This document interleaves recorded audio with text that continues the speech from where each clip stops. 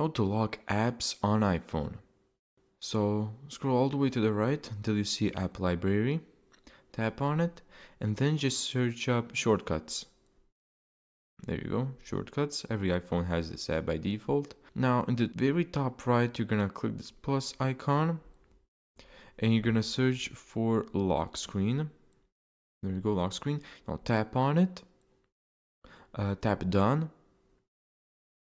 Now I already had a lock screen, so I'm just gonna... What you need to do is head over to automation in the bottom middle. There you go. And then tap new automation. Now scroll down until you see app. Tap on that. Then go run immediately. Then choose. And then just choose an application.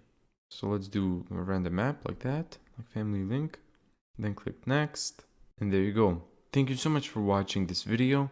If you found this tutorial helpful, make sure to give it a thumbs up and subscribe.